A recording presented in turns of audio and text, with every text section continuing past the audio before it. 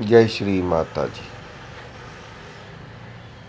अगर एक बार सहज योग के रास्ते पे या भक्ति मार्ग में हम चल दिए हैं तो फिर रुकना नहीं है।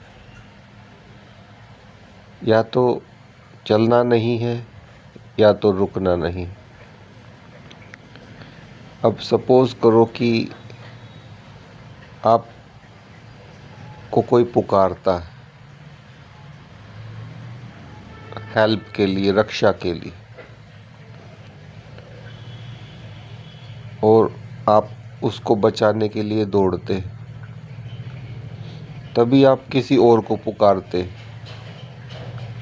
रक्षा के लिए, तो वो जो पहला व्यक्ति भागा था आपको बचाने के लिए, तो वो बेफिक्र हो जाएगा कि अच्छा कोई और भी है जो इसको बचा सकता है, मतलब उससे अधिक पास है, आपसे अधिक पास, तो दूसरा रिलैक्स हो जाता।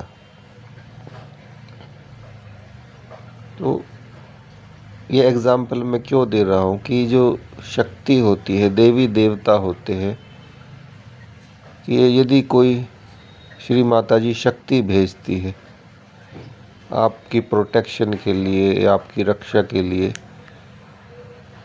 और आप रोज़ श्री माता जी को पुकार रहे हैं, तो जरूरी नहीं श्री माता जी ही पहली बार में आए, वो अपने किसी गण को भी भेज सकती हैं जो कि आपकी रक्षा में लग जाता है। जब भी आप श्री माता जी की फ़ोटो के सामने अपना अभ्यास करते हैं, एक तरीके से मेडिटेशन करते हैं, धूप दीप करते हैं या आसन लगा के केवल ध्यान करते हैं, तो वो आपकी डेडिकेशन देखता है वो गण, कि श्री माता जी के प्रति जो है, जो श्री माता जी ने बताया है उन बातों पे ये फॉलोवर है जो चल रहा है, तो वो आपकी हेल्प करता रहता है। मीनवाइल आप कहीं और लग जाते हैं, किसी और चीज़ को फॉलो करने लग जाते हैं, तो कुछ दिन तो वो देखता है कि हो सकता है कि ये कुछ भटक गया है, कोई बात नहीं, लेकिन परमानेंटली अगर कोई हट जाता है, जो डेली वो एक्सरसाइज कर रहा था फ़ोटो के सामने या जो भी एक्टिविटी बताई जाती है, तो वो वापस, क्योंकि वो अपने आप को निरर्थक समझता है कि अब मेरा कोई काम तो है नहीं, तो वो वापस जो है लौट जाता है। क्योंकि कोई कितनी देर इंतज़ार करे, यदि आपको कोई बुलाता है हेल्प के लिए और कोई हेल्प आपसे लेता नहीं है, तो आप भी कहेंगे कि जब इसको मेरी मदद की ज़रूरत नहीं है तो मैं अपना समय क्यों ख़राब करूं। तो ये एक समझने की बात है और एक तजुर्बे की बात है। इसमें मेरा अपना कोई मन गढ़ंत नहीं है कि मैं आपको कोई मन गढ़ंत बात बता रहा। तो वो डोरमेंट हो जाते हैं गण, लेकिन ऐसा नहीं है कि वो डोरमेंट हो गए हैं तो जैसे ही आप श्री माता जी के सामने फिर से कोई प्रार्थना करते हैं तो फिर से कोई नया गण आपके पास आ जाता है। लेकिन इससे क्या होता है कि आपकी शक्ति जो है क्षीण होती, क्योंकि वो कंफ्यूज हो जाते हैं कि इसको क्या करना है, इस रास्ते पे चलना है या किसी दूसरे रास्ते पे चलना है। तो इसीलिए बोला गया है कि सबका मालिक एक है, कि एक को पुकारो, और जब तक आपको कोई ज्ञान नहीं हो जाता है तब तक जो है आप पत्थर को भी पुकारेंगे तो भी हर कण कण में जो है आदि शक्ति का वास। और वो आपकी भावनाओं को पहचान लेते कि इस पत्थर को जो है देवता मान लिया गया है, तो उसके अंदर भी वो प्राण आ जाते।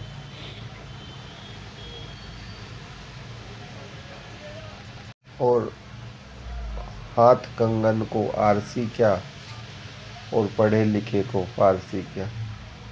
तो जब आपके साथ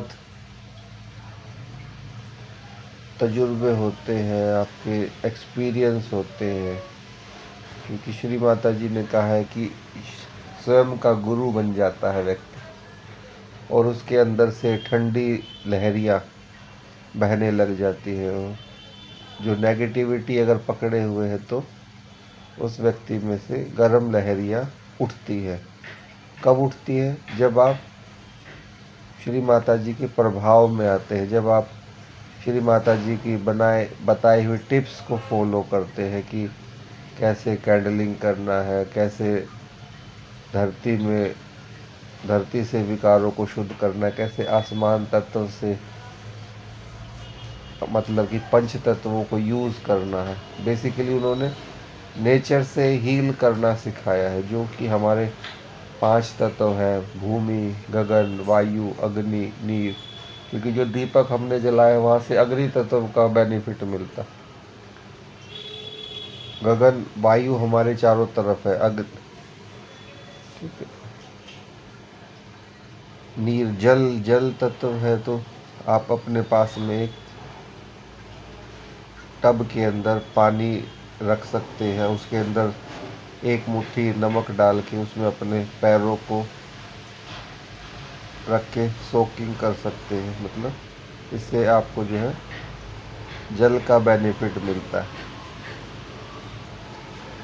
तो 5 चीज़ों से श्री माता जी ने अपने आप को नेचर से जो है कैसे हम बेनिफिट उठा सकते हैं वो सब बताया है। और जैसे जैसे आप कब सहयोग साधना केंद्र से जुड़ते हैं या जूम क्लासेस के थ्रू ऑनलाइन आप सेशन अटेंड करते हैं, तो धीरे धीरे आपका जो है ज्ञान का दीपक जल जाता है, और दूसरे सहयोगियों के एक्सपीरियंस की वजह से आपको जो वो शेयर करते हैं तो उससे भी आपको बेनिफिट होता है।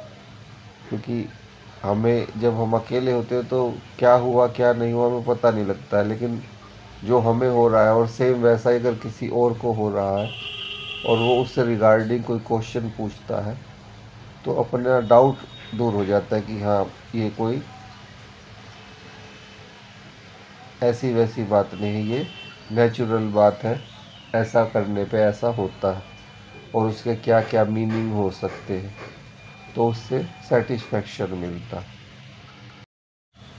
जैसे एक इंश्योरेंस एजेंट बोलता है कि insurance is a matter of solicitation, तो ऐसे ही